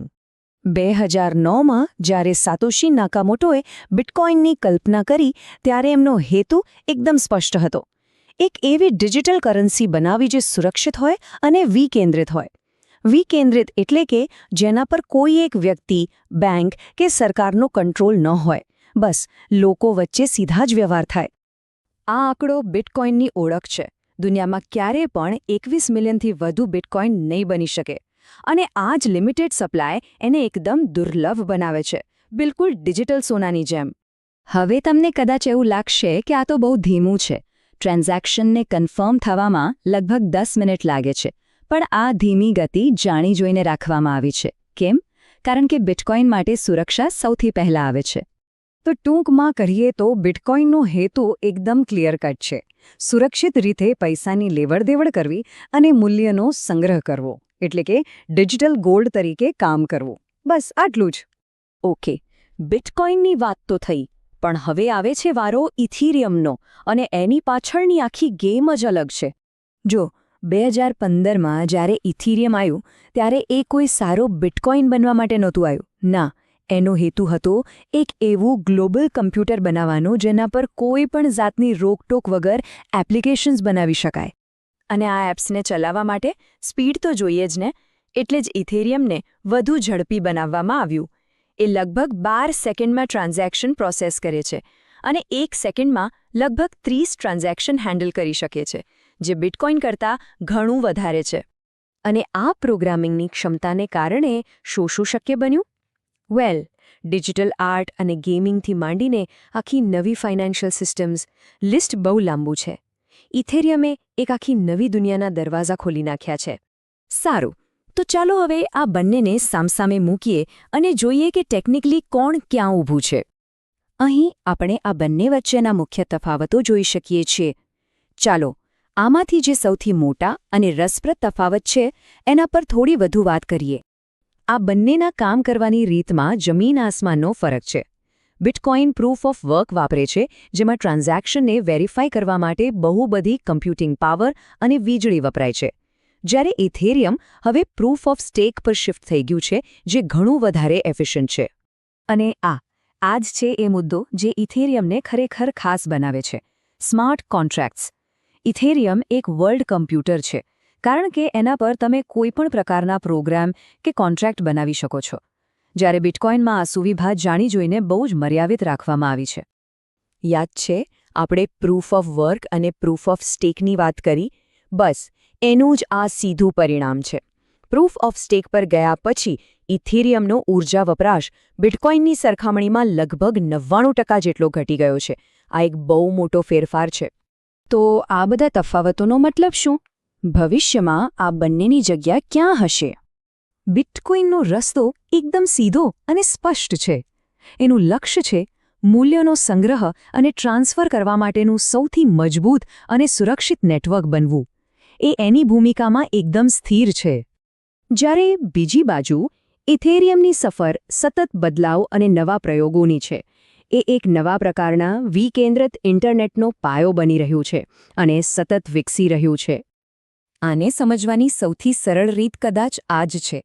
બિટકોઇન ડિજિટલ સોના જેવું છે, જે મૂલ્ય પર ધ્યાન કેન્દ્રિત કરે છે, જ્યારે ઇથેરિયમ એક ઓપરેટિંગ સિસ્ટમ જેવું છે, જેના પર તમે કંઈ પણ નવું બનાવી શકો છો. તો અંતે આ બંને એકબીજાના દુશ્મન નથી, પણ એક જ ક્રાંતિના બે અલગ અલગ ચહેરા છે. એક મૂલ્યને સાચવે છે તો બીજું નવી દુનિયા બનાવે છે. હવે સવાલ એ છે કે આપણા ભવિષ્ય પર આમાંથી કઈ વિચારધારાનો પ્રભાવ વધારે રહેશે? આ વિચારવા જેવો સવાલ છે, નહીં? ક્યારે વિચાર્યું છે કે એવી કોઈ સંસ્થા હોઈ શકે જ્યાં કોઈ બોસ ના હોય, કોઈ સીઈઓ નહીં, કોઈ મેનેજર નહીં, બધું જ માત્ર કોડ અને કમ્યુનિટીના વોટ્સથી ચાલે? આજે આપણે આ જ કોન્સેપ્ટને સમજવાના છીએ, જેને કહેવાય છે DAOs, એટલે કે ડિસેન્ટ્રલાઇઝ્ડ ઓટોનોમસ ઓર્ગેનાઇઝેશન્સ. અને એ પણ જોઈશું કે તેને શરૂ કેવી રીતે કરાય. તો ચાલો જોઈએ કે આપણે શું શું જાણવાના છીએ. સૌથી પહેલાં આ આખો આઈડિયા શું છે એ સમજીશું. પછી એની પાછળની ટેકનોલોજીને જોઈશું. અને છેલ્લે જો આપણે પોતાનું DAO બનાવવું હોય તો એના પ્રેક્ટિકલ સ્ટેપ્સ કયા છે એના પર વાત કરીશું. તો પહેલો મુદ્દો, શાસકો વિનાની સંસ્થાઓ. આ સાંભળવામાં જ કેવું અલગ લાગે છે, નહીં? જુઓ, આપણી આસપાસની કંપનીઓમાં કેવું હોય છે? એક CEO હોય, એક બોર્ડ હોય, જે બધા નિર્ણયો લે. પણ DAOs એ તો આખી વાત જ પલટી નાખે છે. એ એકદમ નવી જ રીત છે સાથે મળીને કામ કરવાની. તો સવાલ એ છે કે શું ખરેખર કોઈ ઓર્ગેનાઇઝેશન, કોઈ CEO, કોઈ બોર્ડ ઓફ ડિરેક્ટર્સ કે કોઈ એક લીડર વગર ચાલી શકે? આ વિચાર જ આમ તો ક્રાંતિકારી છે, કારણ કે અહીં પાવર કોઈ એક વ્યક્તિના હાથમાં નથી રહેતો, પણ બધા જ સભ્યોમાં વહેંચાઈ જાય છે. અને DAOs આ જ સમસ્યાનો ઉકેલ લાવવાની કોશિશ કરે છે. તો આ છે DAOની સાદી વ્યાખ્યા. સમજો કે આ એક એવી ઓર્ગેનાઇઝેશન છે જે બ્લોકચેન પર રહે છે. એના સભ્યો જ એને કંટ્રોલ કરે છે. અને કોઈ માણસ નહીં, પણ સ્માર્ટ કોન્ટ્રાક્ટ્સ, એટલે કે કોડના નિયમો એને ચલાવે છે. તમે એને એક ડિજિટલ સહકારી મંડળી જેવું સમજી શકો, જ્યાં બધું જ પારદર્શક અને ઓટોમેટિક હોય છે. પણ સવાલ એ છે કે આ બધું ચાલે છે કેવી રીતે? આખી સિસ્ટમનો પાવર ક્યાંથી આવે છે? તો એના માટે આપણે એના એન્જિનને સમજવું પડશે. અને એ એન્જિન છે સ્માર્ટ કોન્ટ્રાક્ટ. Smart contract. આ શબ્દ કદાચ સાંભળ્યો હશે. સીધી ભાષામાં કહીએ તો આ બ્લોકચેન પર રહેલો એક પ્રોગ્રામ છે. જ્યારે અમુક શરતો પૂરી થાય ત્યારે એ આપોઆપ પોતાનું કામ કરી દે છે. અને એકદમ સરળ રીતે સમજવું હોય તો વેન્ડિંગ મશીનનું ઉદાહરણ લઈ લો. તમે પૈસા નાખો, બટન દબાવો અને તમારી પસંદગીની વસ્તુ બહાર આવી જાય. વચ્ચે કોઈ દુકાનદારની જરૂર નથી. સ્માર્ટ કોન્ટ્રાક્ટ બસ આવું જ ડિજિટલ કામ કરે છે. અને આના પરથી જ એક બહુ ફેમસ લાઇન બની છે, કોડ ઇઝ લો. એટલે કે જે કોડમાં લખાઈ ગયું એ જ કાયદો. એમાં કોઈ ફેરફાર નહીં, કોઈ વચેટીઓ નહીં. જે નિયમ છે બસ એ જ રીતે કામ થશે. અને આ જ એની સૌથી મોટી તાકાત છે. પણ સાચું કહું તો આ જ એની સૌથી મોટી નબળાઈ પણ છે. કારણ કે જો કોડ લખવામાં જ કોઈ ભૂલ થઈ ગઈ તો એ ભૂલ પણ કાયદો બની જાય છે. તો આ કામ કેવી રીતે કરે છે? બહુ સિમ્પલ છે. પહેલાં તો એક ડેવલપર નિયમો લખીને કોડને બ્લોકચેન પર મૂકી દે છે. પછી જ્યારે કોઈ યુઝર ટ્રાન્ઝેક્શન કરીને શરત પૂરી કરે ત્યારે કોન્ટ્રાક્ટ એક્ટિવ થઈ જાય. નેટવર્ક પરના બધા જ કમ્પ્યુટર્સ એ કોડને ચલાવે છે અને છેલ્લે જે પણ પરિણામ આવે એ બ્લોકચેન પર કાયમ માટે લખાઈ જાય છે. એકવાર લખાઈ ગયું પછી આને કોઈ બદલી ન શકે. આખી પ્રોસેસ ઓટોમેટિક અને ટ્રાન્સપેરેન્ટ છે. સારું, તો હવે આપણને સ્માર્ટ કોન્ટ્રાક્ટ સમજાઈ ગયું. હવે જોઈએ કે આ સ્માર્ટ કોન્ટ્રાક્ટ્સ ભેગા મળીને એક આખું DAO કેવી રીતે બનાવે છે. આપણે એના મુખ્ય ભાગો, એની તાકાત અને એની નબળાઈઓ બધું જ જોઈશું. તો કોઈ પણ DAOની મુખ્ય લાક્ષણિકતાઓ કઈ હોય? પહેલું, એના નિયમો. એ કોઈ કાગળ પર નહીં, પણ સ્માર્ટ કોન્ટ્રાક્ટમાં લખેલા હોય છે, જેને કોઈ બદલી ન શકે. બીજું, સભ્યો પાસે ગવર્નન્સ ટોકન્સ હોય છે. આ ટોકન્સ એટલે સમજો કે વોટિંગ પાવર. ત્રીજું, એની ટ્રેઝરી, એટલે કે એના પૈસા. એ કોઈ એક વ્યક્તિ નહીં, પણ આખી કમ્યુનિટી વોટિંગ કરીને કંટ્રોલ કરે છે. અને સૌથી જરૂરી વાત, બધું જ ઓપન અને ટ્રાન્સપરન્ટ હોય છે. જો દરેક ટેકનોલોજીના ફાયદા અને ગેરફાયદા હોય જ છે, ડીએઓ પણ એમાંથી બાકાત નથી. એક તરફ પારદર્શિતા, બધાની માલિકી, ઓછો ભ્રષ્ટાચાર, આ બધા જબરદસ્ત ફાયદા છે, પણ બીજી બાજુ નિર્ણય લેવામાં વાર લાગે છે અને સૌથી મોટો ખતરો છે સ્માર્ટ કોન્ટ્રાક્ટની ભૂલો. તમને કદાચ યાદ હશે 2016માં ધ ડીએઓ નામના એક પ્રોજેક્ટમાં કોડની એક નાની ભૂલને કારણે હેકર્સ લાખો ડોલર ચોરી ગયા હતા. એટલે આ જોખમ સાવ સાચું છે. ઓકે, તો હવે આપણને થિયરી ખબર પડી ગઈ. હવે વાત કરીએ પ્રેક્ટિકલની. જો આપણે પોતે એક ડાઓ લોન્ચ કરવું હોય તો કયા સ્ટેપ્સ ફોલો કરવા પડે? ચાલો એની 8 સ્ટેપની ગાઈડ જોઈએ. લોન્ચને 2 ફેઝમાં વહેંચી શકાય. પહેલો ફેઝ છે બ્લુપ્રિન્ટ તૈયાર કરવાનો. આમાં પહેલા 4 સ્ટેપ્સ આવે છે. સૌથી પહેલાં તો આપણે નક્કી કરવું પડે કે આપણું ડાઓ કરશે શું, એનો હેતુ શું છે. પછી કયા બ્લોકચેન પર બનાવવું એ નક્કી કરવાનું. ત્રીજું અને સૌથી મહત્વનું સ્ટેપ, સ્માર્ટ કોન્ટ્રાક્ટ્સ લખીને એનું બરાબર ઓડિટ કરાવવાનું.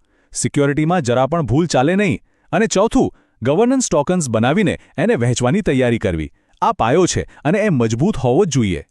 હવે આ ગવર્નન્સ ટોકન શું છે? મોટાભાગે આ ઇથેરિયમ બ્લોકચેન પર બનતા ERC-20 ટોકન્સ હોય છે. આનું કામ બહુ સિમ્પલ છે. જેની પાસે ટોકન, એની પાસે વોટિંગનો પાવર. જેની પાસે જેટલા વધુ ટોકન, એનો વોટ એટલો જ વધુ વજનદાર. આ જ રીતે ડાઓમાં નિર્ણયો લેવાય છે. બ્લુપ્રિન્ટ તૈયાર થઈ જાય પછી આવે છે લોન્ચનો ફેઝ. આમાં બાકીના 4 સ્ટેપ્સ છે. 5મું, ટ્રેઝરી બનાવવી, જ્યાં ડાઓના બધા ફંડ્સ જમા થશે. 6ઠું, એક વેબસાઇટ કે ઇન્ટરફેસ બનાવવું જેથી સભ્યો સરળતાથી વોટ કરી શકે. 7મું સ્ટેપ છે આખી દુનિયાને જણાવવાનું કે આપણું ડાઓ લોન્ચ થઈ ગયું છે અને નવા સભ્યોને જોડવાના. અને 8મું અને છેલ્લું સ્ટેપ, બસ શાસન શરૂ કરી દેવાનું.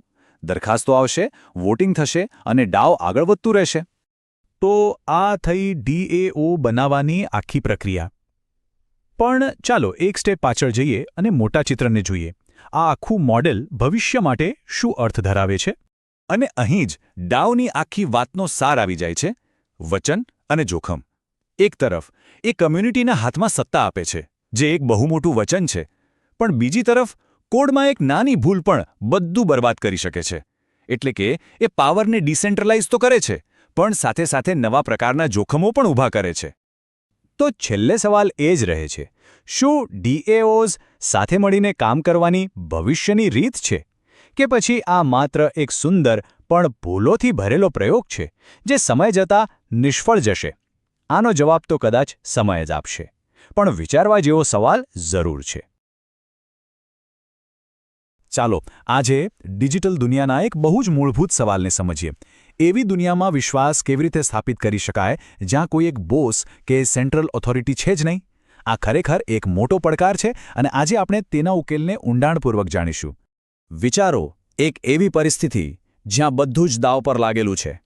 એક ખોટો નિર્ણય અને બધું ખતમ. અને સૌથી મોટી મુશ્કેલી એ છે કે તમને ખબર નથી કે કોણ તમારી સાથે છે અને કોણ તમારી વિરુદ્ધ. તો આવી સ્થિતિમાં બધા લોકો એક સાચા નિર્ણય પર કેવી રીતે પહોંચી શકે? આ પ્રશ્ન જેટલો આજે ટેકનોલોજી માટે મહત્વનો છે, એટલો જ સદીઓ પહેલાં પણ હતો. આ આખી સમસ્યાને સમજવા માટે આપણે ઇતિહાસમાં થોડું પાછા જવું પડશે. એક બહુ જ પ્રખ્યાત ઉદાહરણ છે જેને કહેવાય છે બાઇઝેન્ટાઇન જનરલ્સ પ્રોબ્લેમ. કલ્પના કરો કે ઘણા સેનાપતિઓની ટુકડીઓ એક દુશ્મન શહેરને ઘેરીને ઊભી છે. હવે જીતવા માટે એક જ રસ્તો છે. બધાએ એકસાથે એક જ સમયે કાં તો હુમલો કરવાનો છે અથવા તો પાછા હટવાનું છે. જો અમુક હુમલો કરે અને બાકીના પાછા ફરે તો હાર પાક્કી છે. અને મુશ્કેલી એ છે કે તેઓ એકબીજા સાથે ફક્ત સંદેશવાહકો દ્વારા જ વાત કરી શકે છે, જે ખૂબ ધીમું અને જોખમી છે. અહીંયાથી જ વાર્તામાં અસલી વળાંક આવે છે. શું થાય જો એ સેનાપતિઓમાંથી અમુક ગદ્દાર હોય, જેઓ દેખાવમાં તો સાથે છે પણ અંદરથી દુશ્મન સાથે મળેલા છે? સ્વાભાવિક છે કે આવા ગદ્દાર સેનાપતિઓ આખી યોજનાને બરબાદ કરવા માટે જાણી જોઈને ખોટા સંદેશા મોકલશે. તો હવે સ્થિતિ એવી છે કે ગદ્દારો જાણી જોઈને ગૂંચવણ ઊભી કરશે. એ લોકો કેટલાક વફાદાર સેનાપતિઓને હુમલો કરવાનો સંદેશ મોકલશે અને બીજા કેટલાકને પાછા હટવાનો. હવે જે વફાદાર સેનાપતિઓ છે એ લોકો કેવી રીતે નક્કી કરે કે સાચો સંદેશ કયો છે? જો તેઓ એકમત ન થઈ શક્યા તો પરિણામ ભયંકર હશે. આ જ છે મૂળ સમસ્યા. ગદ્દારોની હાજરીમાં પણ સાચા નિર્ણય પર કેવી રીતે પહોંચવું? સારું, તો હવે આ પ્રાચીન યુદ્ધની વાર્તાને સીધી આજના ડિજિટલ યુગમાં લાવીએ. કદાચ જાણીને નવાઈ લાગશે, પણ આ સેનાપતિઓની સમસ્યા અને આજના કમ્પ્યુટર નેટવર્ક્સ, ખાસ કરીને બ્લોકચેનની સમસ્યા બિલકુલ એક જ છે. ચાલો આને સરખાવીએ. વાર્તામાં જે સેનાપતિઓ છે તે કમ્પ્યુટરની ભાષામાં નેટવર્ક સાથે જોડાયેલા નોડ્સ અથવા કમ્પ્યુટર્સ છે. જે દેશદ્રોહીઓ છે તે એવા ખરાબ નોડ્સ છે જે સિસ્ટમમાં ખોટી માહિતી મોકલે છે અથવા બરાબર કામ નથી કરતા. અને જે યુદ્ધની યોજના હતી, એટલે કે હુમલો કે પીછેહટ, એ અહીંયા નેટવર્કની સાચી સ્થિતિ પર સહમતિ છે, જેને આપણે કન્સેન્સસ કહીએ છીએ. અને આ ગંભીર સમસ્યાનો જે ઉકેલ છે તેને જ ટેકનોલોજીની દુનિયામાં કહેવાય છે બાયઝેન્ટાઇન ફોલ્ટ ટોલરન્સ, એટલે કે BFT. આ એક એવી સિસ્ટમની ક્ષમતા છે કે જેમાં અમુક નોડ્સ ખોટું બોલે, ખોટી માહિતી ફેલાવે કે પછી કામ કરવાનું બંધ કરી દે, તેમ છતાં આખી સિસ્ટમ સાચી રીતે અને અટક્યા વગર ચાલતી રહે. સમજો કે આ એક પ્રકારનું ડિજિટલ સુરક્ષા કવચ છે. અને સૌથી રસપ્રદ વાત એ છે કે આ વિશ્વાસ અને છેતરપિંડીની સમસ્યાનો ઉકેલ કોઈ ફિલોસોફી નથી, પણ એકદમ ચોક્કસ ગાણિતિક સૂત્ર પર આધારિત છે. જી હા, આનો ઉકેલ ગણિતમાં છે. તો પછી સ્વાભાવિક પ્રશ્ન એ થાય કે આ સિસ્ટમ કેટલા ગદ્દારોને સહન કરી શકે છે? એની કોઈ મર્યાદા તો હશે ને? કેટલા ટકા ખરાબ નોડ્સ હોવા છતાં સિસ્ટમ યોગ્ય રીતે કામ કરી શકે? અને જવાબ છે હા, એક ચોક્કસ મર્યાદા છે. અને એ મર્યાદા આ સૂત્ર નક્કી કરે છે. જો સિસ્ટમમાં કુલ n જેટલા નોડ્સ હોય તો તે વધુમાં વધુ n-1/3 જેટલા ખરાબ કે ગદ્દાર નોડ્સને સહન કરી શકે છે. આ નાનકડું સૂત્ર જ BFT સિસ્ટમનો પાયો છે. આને એકદમ સરળ ભાષામાં સમજીએ. જ્યાં સુધી સિસ્ટમમાં ગદ્દાર નોડ્સની સંખ્યા કુલ નોડ્સના 1/3 કરતાં ઓછી હોય ત્યાં સુધી વફાદાર નોડ્સ સાચા નિર્ણય પર પહોંચી શકે છે. એટલે કે જો 10 સેનાપતિઓ હોય અને તેમાંથી 3 ગદ્દાર હોય તો પણ સિસ્ટમ કામ કરી જશે. પણ જો સંખ્યા એનાથી વધી જાય તો પછી સિસ્ટમ નિષ્ફળ જઈ શકે છે. હવે આ બધી વાતો માત્ર થિયરી નથી. આ સિદ્ધાંતને વાસ્તવિક દુનિયામાં લાગુ કરવા માટે એક અલ્ગોરિધમ પણ બનાવવામાં આવ્યું છે. એનું નામ છે પ્રેક્ટિકલ બાયઝેન્ટાઇન ફોલ્ટ ટોલરન્સ, અથવા ટૂંકમાં PBFT. તો આ PBFT કામ કેવી રીતે કરે છે? બહુ જ સ્માર્ટ રીતે. પહેલા એક લીડર નોડ એક પ્રસ્તાવ મૂકે છે. પછી બાકીના બધા નોડ્સ એ પ્રસ્તાવ પર પોતાની સંમતિ એકબીજાને મોકલીને તેની ચકાસણી કરે છે. આ વારંવારની ચકાસણીથી ખોટી માહિતી આપોઆપ પકડાઈ જાય છે. અને જ્યાં સુધી 2/3 કરતાં વધુ સાચા નોડ્સ સહેમત ન થાય ત્યાં સુધી કોઈ પણ નિર્ણયને આખરી માનવામાં આવતો નથી. તો હવે આપણે આ બધી બાબતોને જોડીને એ સમજીએ કે આ જૂની સમસ્યાનો આધુનિક ઉકેલ આજના બ્લોકચેન નેટવર્ક માટે આટલો બધો મહત્વનો કેમ છે. BFT ખરેખર બ્લોકચેન જેવા વિકેન્દ્રિત નેટવર્કનું પાયો છે. સૌથી પહેલાં તે સુરક્ષા આપે છે. તે એ સુનિશ્ચિત કરે છે કે નેટવર્ક પરના બધા જ સાચા નોડ્સ ડેટાના એક જ વર્ઝન પર સહેમત થાય. બીજું, તે નેટવર્કને જીવંત રાખે છે, એટલે કે ટ્રાન્ઝેક્શન્સ અટકતા નથી. અને સૌથી મહત્વનું, તે વિશ્વાસ બનાવે છે, કોઈ બેંક કે સરકાર જેવી કેન્દ્રીય સત્તા વગર પણ. અને હા, બીજી ઘણી સિસ્ટમ્સની સરખામણીમાં તે ઓછી ઉર્જા વાપરે છે. આ એક વાક્ય આખી વાતનો સારાંશ આપી દે છે. BFT એ એક એવી ગાણિતિક ગેરંટી છે કે ભલે નેટવર્કમાં કેટલાક લોકો છેતરપિંડી કરવાનો પ્રયાસ કરે, સિસ્ટમ હંમેશા સાચા અને એક જ નિર્ણય પર પહોંચશે. આ જ બ્લોકચેનની પ્રામાણિકતાનો આધાર છે. અને આ કોઈ કાલ્પનિક ટેકનોલોજી નથી. દુનિયાના કેટલાક મોટા અને મહત્વના બ્લોકચેન પ્રોજેક્ટ્સ જેમ કે હાઇપરલેજર ફેબ્રિક અને ટેન્ડામેન્ટ પોતાની સુરક્ષા અને વિશ્વાસ માટે BFT પર જ આધાર રાખે છે. આ એક સાબિત થયેલી અને વ્યાપકપણે વપરાતી ટેકનોલોજી છે. અને અંતે ચાલો એક વિચાર સાથે આ ચર્ચા પૂરી કરીએ. જો ગણિત અને કોડનો ઉપયોગ કરીને મશીનોને એકબીજા પર વિશ્વાસ કરતા શીખવી શકાય છે, ભલેને એમાંથી કેટલાક જૂઠું બોલતા હોય, તો શું આમાંથી આપણે માણસો વચ્ચેના વિશ્વાસ માટે પણ કંઈક શીખી શકીએ? આ એક બહુ મોટો પ્રશ્ન છે જેના પર વિચારવા જેવું છે. આજે આપણી સાથે જોડાવા બદલ ખૂબ ખૂબ આભાર. નમસ્કાર. આજે આપણે એક એવી ટેકનોલોજીની અંદર ઊંડા ઉતરીશું જે કદાચ ભવિષ્યમાં વકીલો અને બેંકો જેવા મધ્યસ્થીઓની જરૂરિયાત જ પૂરી કરી દે. જી હા, આપણે વાત કરી રહ્યા છીએ સ્માર્ટ કોન્ટ્રાક્ટ્સ વિશે. ચાલો એકદમ સરળ ભાષામાં સમજીએ કે આ પોતાની મેળે ચાલતા કરાર આખરે કામ કઈ રીતે કરે છે. એક ક્ષણ માટે કલ્પના કરો, એક એવો કરાર જેને લાગુ કરાવવા માટે કોઈ કોર્ટ કચેરી, કોઈ વકીલ કે કોઈ બેંકની જરૂર જ ના પડે. એક એવો કરાર જે પોતાની શરતોનું પાલન પોતાની જાતે જ કોઈ ભૂલ વગર કરાવી શકે. આ એક વિચાર જ ક્રાંતિકારી છે અને આ જ એ મૂળભૂત પ્રશ્ન છે જેનો જવાબ સ્માર્ટ કોન્ટ્રાક્ટ આપે છે. તો આ સ્માર્ટ કોન્ટ્રાક્ટ છે શું? એકદમ સીધા શબ્દોમાં કહીએ તો એ બ્લોકચેન પર લખાયેલો એક કમ્પ્યુટર પ્રોગ્રામ છે. બસ એટલું જ. પણ એની ખાસિયત એ છે કે જ્યારે નક્કી કરેલી શરતો પૂરી થાય ત્યારે એ કોઈની પણ રાહ જોયા વગર આપમેળે જ કરારને લાગુ કરી દે છે. આમાં સૌથી અગત્યના શબ્દો છે સ્વસંચાલિત અને કોઈ પણ મધ્યસ્થી વગર. અને તમને જાણીને નવાઈ લાગશે કે આ કોઈ નવું વિચાર નથી. કમ્પ્યુટર વૈજ્ઞાનિક નિક સાબોએ તો છેક 1994માં જ આનો આખો કોન્સેપ્ટ સમજાવી દીધો હતો. એટલે કે બ્લોકચેન ટેકનોલોજીના જન્મના પણ વર્ષો પહેલા. સારું, તો આ બધું શરૂ ક્યાંથી થાય છે? કેવી રીતે એક વિચાર એક કોડ બનીને બ્લોકચેન સુધી પહોંચે છે? ચાલો સ્માર્ટ કોન્ટ્રાક્ટના જીવનની શરૂઆતથી આ સફરને સમજીએ. જુઓ, આખી પ્રક્રિયા ખૂબ જ સીધી છે. પહેલા સ્ટેપમાં ડેવલપર્સ કરારના નિયમોને કમ્પ્યુટરની ભાષામાં લખે છે. આ માટે તેઓ જો-તો એટલે કે IF then લોજિકનો ઉપયોગ કરે છે. અને પછી એ તૈયાર થયેલા કોડને બ્લોકચેન પર અપલોડ કરી દેવામાં આવે છે, જ્યાં તેને એક કાયમી સરનામું મળી જાય છે. આ જોતોનો તર્ક જ આખી સિસ્ટમનો પાયો છે. એ બહુ સ્પષ્ટ રીતે કહે છે. દાખલા તરીકે, જો ખરીદનાર પૈસા ચૂકવી દે તો તરત જ વસ્તુની માલિકી એના નામે ટ્રાન્સફર કરી દો. અહીં કોઈપણ પ્રકારની અસ્પષ્ટતા કે ગૂંચવણને કોઈ સ્થાન જ નથી. બધું જ કોડમાં પહેલેથી લખેલું છે. અને હવે આવે છે સૌથી મહત્વની વાત. એકવાર સ્માર્ટ કોન્ટ્રાક્ટને બ્લોકચેન પર મૂકી દીધો પછી એ પથ્થરની લકીર બની જાય છે.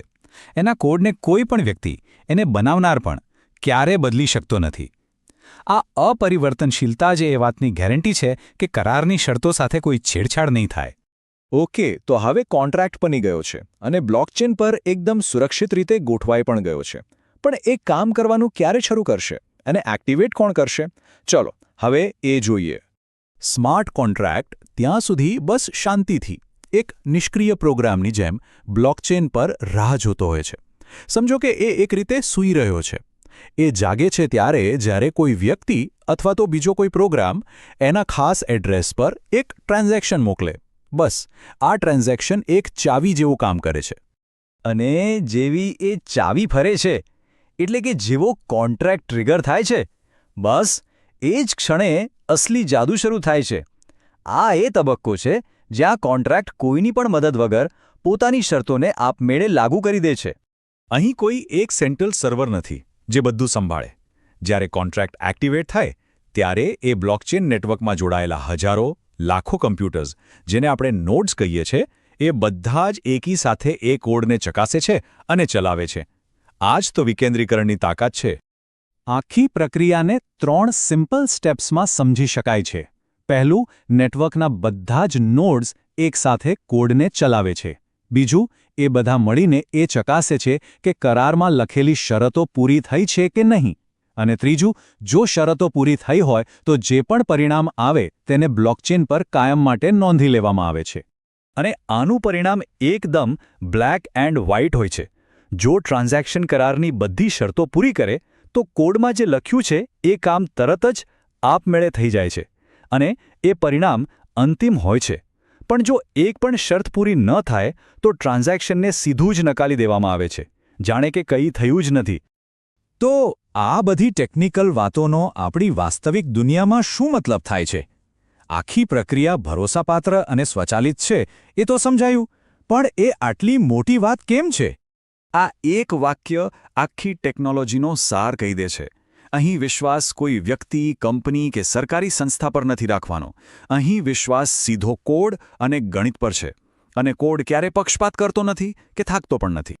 ચાલો આને એક રોજિંદા ઉદાહરણથી સમજીએ. માની લો કે કોઈ ઓનલાઈન ખરીદી માટે એક એસ્ક્રો કોન્ટ્રાક્ટ છે. ખરીદનાર પૈસા સીધા વેચનારને નથી મોકલતો, પણ સ્માર્ટ કોન્ટ્રાક્ટમાં જમા કરાવે છે. જેવો વેચનાર સામાન મોકલે અને ખરીદનાર હા મને મળી ગયો એવું કન્ફર્મ કરે, બસ એ જ સેકન્ડે કોન્ટ્રાક્ટ આપમેળે પૈસા વેચનારના ખાતામાં ટ્રાન્સફર કરી દે છે. કોઈ મધ્યસ્થીની જરૂર જ નહીં. તો આખા વિશ્લેષણનો સાર શું છે? બસ આ એક સરળ ફોર્મ્યુલા યાદ રાખવાની છે. શરત પૂરી થાય છે એના આધારે કોડ આપમેળે ચાલે છે. અને એનું જે પણ પરિણામ આવે તે બ્લોકચેન પર કાયમ માટે રેકોર્ડ થઈ જાય છે. બસ આટલું જ. સરળ, સુરક્ષિત અને સંપૂર્ણપણે સ્વચાલિત. અને આ આપણને એક બહુ મોટા અને રસપ્રદ સવાલ પર લાવીને ઊભું રાખે છે. હવે જરા વિચારો, આપણી આસપાસની દુનિયામાં એવા કેટલાય કરારો છે, જેમ કે વીમો, મકાનનું ખરીદ વેચાણ, સપ્લાય ચેઇન કે પછી મતદાન જેવી પ્રક્રિયાઓ, જેને સંપૂર્ણપણે કોડ દ્વારા ચલાવીને વધુ ઝડપી, સસ્તી અને પારદર્શક બનાવી શકાય. આના વિશે વિચારવા જેવું ખરું, નહીં? નમસ્કાર. ક્રિપ્ટોની દુનિયામાં એક શબ્દ છે જે વારંવાર સામે આવે છે, ERC-20. પણ આખરે આ છે શું? ચાલો આજે આપણે આ ખૂબ જ મહત્વના કોન્સેપ્ટને એકદમ સરળ ભાષામાં સમજીએ અને જાણીએ કે એ કેવી રીતે કામ કરે છે. ક્યારે વિચાર્યું છે કે ઇથેરિયમ નેટવર્ક પર આટલા બધા અલગ અલગ ટોકન્સ એકસાથે કેવી રીતે ચાલે છે? આ બધા પાછળ છે એક જ જાદુઈ ફોર્મ્યુલા, એક બ્લુપ્રિન્ટ. તો ચાલો આજે આ રહસ્ય પરથી પડદો ઉઠાવીએ. જરા વિચારો તો કે તમારા ફોન, લેપટોપ, ટીવી દરેક માટે અલગ જ ચાર્જર, અલગ જ પ્લગ. કેવી માથાકૂટ થાય નહીં? કશું એકબીજા સાથે જોડાય જ નહીં. બસ આવી જ ગડબડ ડિજિટલ ટોકન્સની દુનિયામાં શરૂઆતમાં હતી. અને આ જ બધી ગડબડનો એકમાત્ર ઉકેલ બનીને આવ્યું ERC-20. સમજો કે આ એક એવો યુનિવર્સલ નિયમ છે જેણે બધું જ વ્યવસ્થિત કરી દીધું. ચાલો આની અંદર જઈને જોઈએ કે આ શું છે. તો ERC-20 આનું આખું નામ છે ઇથેરિયમ રિક્વેસ્ટ ફોર કમેન્ટ્સ 20. પણ આ ભારે શબ્દોને બાજુ પર મૂકીએ. સાવ સાદી ભાષામાં આ નિયમોની એક ચોપડી છે અને આ નિયમો ફંજીબલ ટોકન્સ માટે છે. ફંજીબલ એટલે એવી વસ્તુ જે બીજી વસ્તુ સાથે બદલી શકાય અને બંનેની કિંમત સરખી જ રહે. જેમ કે મારી પાસે રહેલી 10 રૂપિયાની નોટ અને કોઈ બીજા પાસે રહેલી 10 રૂપિયાની નોટ બંને બરાબર જ છે. આને સમજવાનો સૌથી સહેલો રસ્તો છે USB પોર્ટનું ઉદાહરણ. વિચારો, USB પોર્ટને લીધે જ આપણી પેનડ્રાઈવ, માઉસ, કીબોર્ડ બધું જ કમ્પ્યુટરમાં ચાલી જાય છે. બસ ERC-20 પણ ડિજિટલ ટોકન્સ માટે આવું જ એક યુનિવર્સલ USB પોર્ટ છે. એ પાક્કું કરે છે કે બધા ટોકન્સ એક જ ભાષા બોલે, જેથી કોઈ પણ વોલેટ કે એક્સચેન્જ એને આસાનીથી સમજી શકે. અને ખબર છે, આ જોરદાર આઈડિયા 2015માં ફેબિયન વોગલસ્ટેલર નામના એક વ્યક્તિએ રજૂ કર્યો હતો. અને જુઓ, આજે આ આખી ક્રિપ્ટો દુનિયાનો, ખાસ કરીને DeFi એટલે કે ડિસેન્ટ્રલાઇઝ્ડ ફાઇનાન્સનો પાયો બની ગયો છે. ઓકે, તો આપણે એ તો સમજી ગયા કે ERC-20 શું છે, પણ સવાલ એ છે કે એ કામ કેવી રીતે કરે છે? એવું તો શું છે આ નિયમોમાં જે એને આટલું પાવરફુલ બનાવે છે? ચાલો હવે એ જોઈએ. આખું સ્ટાન્ડર્ડ મુખ્યત્વે 6 જેવા મૂળભૂત નિયમો પર કામ કરે છે. સમજો કે આ ટોકનની ભાષા છે. પહેલું, ટોટલ સપ્લાય. આ શું કરે? એ સીધો જવાબ આપે છે કે બજારમાં ટોટલ કેટલા ટોકન છે. બીજું, બેલેન્સ ઓફ. આનાથી કોઈ પણ એડ્રેસ પર કેટલા ટોકન પડ્યા છે એ જાણી શકાય. ત્રીજું, સૌથી કોમન, ટ્રાન્સફર, એટલે કે એક ખાતામાંથી બીજા ખાતામાં ટોકન મોકલવા. અને ચોથું, જે બહુ જ કામનું છે, એ છે એપ્રૂવ. આનાથી આપણે બીજી એપ્સને, જેમ કે કોઈ DeFi પ્લેટફોર્મને, આપણા વતી અમુક ટોકન્સ વાપરવાની પરવાનગી આપી શકીએ છીએ. બસ આટલા સરળ નિયમોએ એક આખી નવી દુનિયા ખોલી નાખી. એક એવી ઇકોનોમી જે ટોકન્સ પર ચાલે છે. ચાલો જોઈએ કે આનાથી શું શું જબરદસ્ત ફાયદા થયા. આપણે રોજબરોજ જે ટોકન્સના નામ સાંભળીએ છીએ એમાંથી મોટાભાગના ERC-20 જ છે. જેમ કે USDT એટલે કે ટેથર, લિંક એટલે કે ચેનલિંક, યુનિસ્વોપનો UNI ટોકન, આ બધા જ આ એક જ બ્લુપ્રિન્ટ પર બન્યા છે. આના પરથી જેની પોપ્યુલારિટીનો અંદાજ આવી જ જાય છે. તો સવાલ એ છે કે આટલું બધું સફળ કેમ થયું? સૌથી મોટું કારણ છે સ્ટેન્ડર્ડાઇઝેશન. એટલે કે બધા માટે એક જ નિયમ. આના લીધે શું થયું? વોલેટ્સ અને એક્સચેન્જ માટે કોઈપણ નવા ERC-20 ટોકનને સપોર્ટ કરવું રમતવાત બની ગયું. ડેવલપર્સ માટે પણ નવો ટોકન બનાવવો એકદમ સહેલો થઈ ગયો. અને આ બધાને કારણે એક એવું જ જબરદસ્ત ઇકોસિસ્ટમ બન્યું જ્યાં બધા પ્રોજેક્ટ એકબીજા સાથે સરળતાથી કામ કરી શકે છે. અને હા, આ આખી સિસ્ટમનો સૌથી મોટો પ્લસ પોઈન્ટ છે તેની પારદર્શિતા. દરેક ટ્રાન્ઝેક્શન, નાનો હોય કે મોટો, બધું જ ઇથેરિયમની પબ્લિક બ્લોકચેન પર નોંધાય છે. મતલબ કોઈ પણ ગમે ત્યારે એને ચેક કરી શકે છે. કશું છુપાવી શકાતું નથી. પણ જેમ દરેક સિક્કાની બે બાજુ હોય તેમ અહીં પણ છે. ERC-20 એ ઘણું બધું સારું કર્યું છે, પણ એની કેટલીક મર્યાદાઓ અને જોખમો પણ છે. એને પણ જાણવા ખૂબ જરૂરી છે. ચાલો હવે એના પર નજર નાખીએ. સૌથી પહેલો અને મોટો સવાલ, ખર્ચનો. શું આ બધું વાપરવું સસ્તું છે? જુઓ, ERC-20 ટોકનનું દરેક ટ્રાન્ઝેક્શન ઇથેરિયમ નેટવર્કની ગાડીમાં બેસીને જાય છે અને આ ગાડીનું ભાડું, જેને આપણે ગેસ ફી કહીએ છીએ, તે ETHમાં ચૂકવવું પડે છે. હવે જ્યારે નેટવર્ક પર ટ્રાફિક જામ થઈ જાય, એટલે કે ઘણા બધા લોકો એકસાથે ટ્રાન્ઝેક્શન કરવા લાગે, ત્યારે આ ભાડું આસમાને પહોંચી જાય છે. ક્યારેક તો નાના ટ્રાન્ઝેક્શન કરતાં ફી વધુ થઈ જાય છે. ઓકે, ખર્ચની વાત તો થઈ, પણ સુરક્ષાનું શું? શું આ સિસ્ટમ એકદમ સેફ છે? આનો જવાબ થોડો જટિલ છે. સ્ટાન્ડર્ડ પોતે તો બરાબર છે, પણ જ્યારે કોઈ ડેવલપર આ સ્ટાન્ડર્ડનો ઉપયોગ કરીને ટોકનનો સ્માર્ટ કોન્ટ્રાક્ટ બનાવે, ત્યારે કોડિંગમાં ભૂલો રહી શકે છે. અને હેકર્સ બસ આવી જ ભૂલોની રાહ જોતા હોય છે.